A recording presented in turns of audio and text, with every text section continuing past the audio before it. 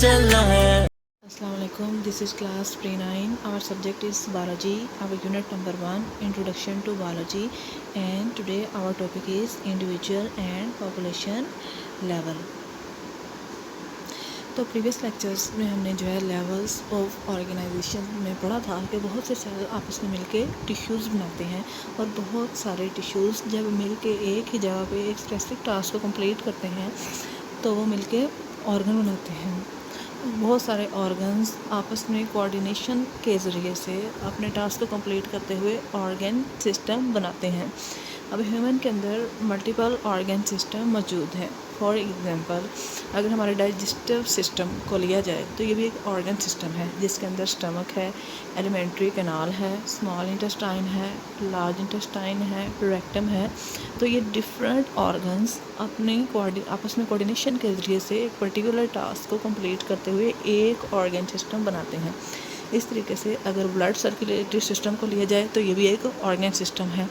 इसमें हार्ट से जो ब्लड है वो डिफरेंट कैपिलरीज के ज़रिए से पूरी बॉडी में लेके जाया जाता है और फिर पूरी वेंस के ज़रिए से पूरी बॉडी से इस ब्लड को वापस हार्ट के अंदर लेके आया जाता है।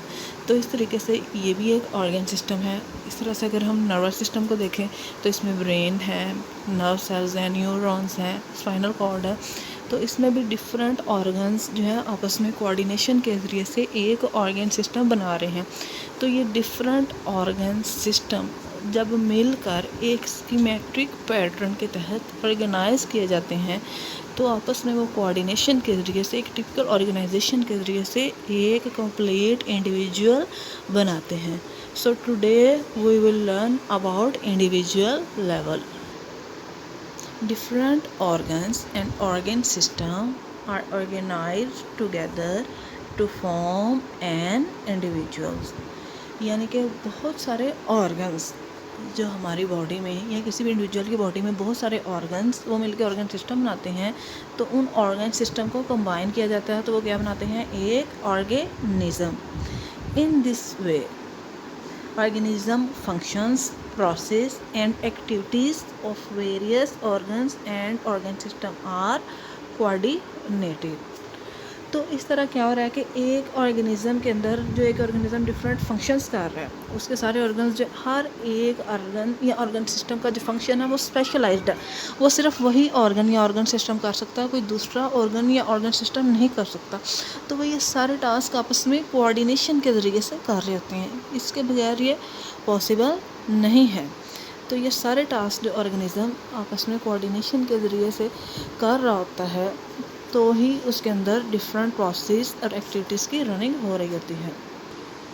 For example, when a man is engaged in continuous and hard exercise, जब भी एक इंसान लगातार और एक हार्ड किस्म की एक्सरसाइज करता है तो क्या होता है, not only his muscles are working, तो ना सिर्फ उसके मसल्स की वर्किंग इंक्रीज होती है बल्कि उसके अंदर रेट ऑफ रेस्पिरेशन और हार्ट बीट भी इंक्रीज हो जाते हैं।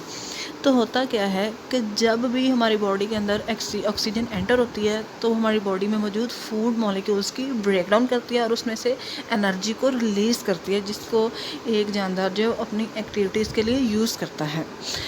लेकिन अगर हम कोई हार्ड वर्क कर रहे हैं या कॉन्टीन्यूसली एक्सरसाइज कर रहे हैं, कॉन्टीन्यूसली रनिंग कर रहे हैं, तो उसमें क्या होता है कि जितनी तेज़ी के साथ हम अपने जिस्म में एटीपी के जो छोटे छोटे मॉलिक्यूल्स होते हैं, एनर्जी पैकेट्स, उसको कंज्यूम कर रहा होता है एक बॉडी, या फिर जितनी तेज़ी से ऑक्सीजन की रिक्वायरमेंट होती है उतनी तेज़ी से बॉडी पूरी नहीं कर पाता, उतनी तेज़ी से इनटेक ऑफ ऑक्सीजन नहीं हो रहा होता। तो क्या होता है कि हमारी बॉडी में एक ऑर्गेनाइज सिस्टम के तहत ग्लूकोज की इनकम्प्लीट ऑक्सीडेशन स्टार्ट हो जाती है, यानी कि एनएरोबिक रेस्पिरेशन स्टार्ट हो जाती है। एनएरोबिक रेस्पिरेशन का मतलब है कि respiration in the absence of oxygen. और उसके नतीजे में क्या होता है, उसके नतीजे में लैक्टिक एसिड प्रोड्यूस होता है और लैक्टिक एसिड के जमा होने से हमारी जो बॉडी है वो एग्जॉस्ट हो जाती है। तो हमारी बॉडी में ऑक्सीजन की शॉर्टेज को पूरा करने के लिए, जो कि किसी भी हार्ड एक्सरसाइज के दौरान हो सकती है, किसी भी हार्ड एक्सरसाइज के दौरान जो ऑक्सीजन की शॉर्टेज का सामना होता है उसको पूरा करने के लिए जो एनएरोबिक रेस्पिरेशन है वो हमारी बॉडी इसको रिस्पॉन्ड करती है। तो इस तरीके से इसी वजह से है जो रेस्पिरेशन का रेट वो भी बढ़ जाता है और हार्ट बीट है वो भी बढ़ जाती है, क्योंकि ऑक्सीजन इतनी तेज़ी से हमें मिल नहीं रही होती जितनी तेज़ी से इसकी रिक्वायरमेंट होती है। तो इस वजह से रेट ऑफ रेस्पिरेशन भी इंक्रीज़ कर रहा होता है और हार्ट बीट भी। This accelerated rate of respiration and heart beat supplies more oxygen and food to muscles. अब ये जो हार्ट बीट है उसके इंक्रीज़ होने से भी ब्लड का फ्लो बढ़ जाता है और ऑक्सीजन की भी रिक्वायरमेंट को तेज़ से पूरा करने के लिए एनारोबिक रेस्पिरेशन स्टार्ट हो जाती है। तो ये दोनों प्रोसेस जो बॉडी की डिमांड है उसको पूरा करने के लिए वर्क करते हैं, which they need for continuous hard work, जो कि उनको एक मुसलसल काम करने के लिए चाहिए होती है। तो ये है हमारी बॉडी का एक रिस्पॉन्डिंग मैकेनिज़्म है कि अगर किसी शॉर्टेज का सामना करना पड़ता है तो ऑर्गेनाइज्ड सिस्टम बॉडी में मौजूद है जिसमें कुछ ऐसे रिएक्शंस होते हैं जो कुछ शॉर्टेज को कवर कर लेते हैं। तो यहाँ पे भी ऑक्सीजन की शॉर्टेज को कवर करने के लिए हमारी बॉडी में एनारोबिक रेस्पिरेशन स्टार्ट हो जाती है और ब्लड का फ्लो भी इंक्रीज़ हो जाता है। तो इस तरीके से जो है एक इंडिविजुअल के अंदर डिफरेंट सिस्टम ऑर्गेनाइज्ड है। नेक्स्ट है पॉपुलेशन लेवल। अब पॉपुलेशन क्या है, पहले हमने पढ़ी लेवल्स ऑफ ऑर्गेनाइजेशन में कि सेल मिलके टिश्यू बनाते हैं, टिश्यू मिलके ऑर्गन बनाते हैं, ऑर्गन मिलके ऑर्गन सिस्टम बनाते हैं और ऑर्गन सिस्टम मिलके एक इंडिविजुअल बनाता है।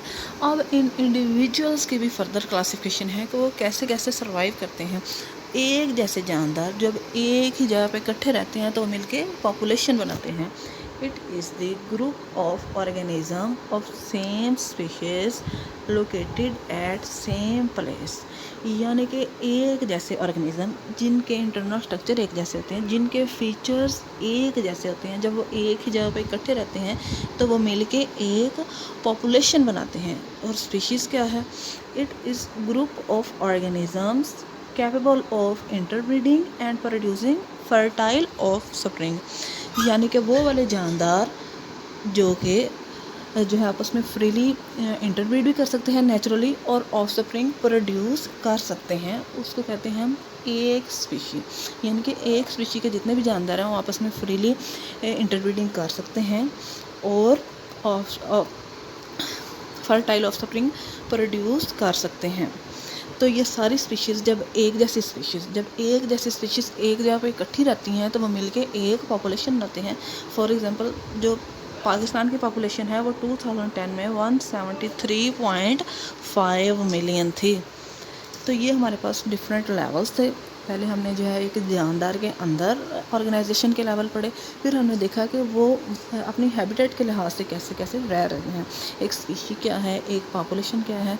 तो यहाँ तक अगर आपको फर्दर किसी किस्म की कन्फ्यूजन हो तो आप मेरे साथ कॉन्टैक्ट करके पूछ सकते हैं। Thank you.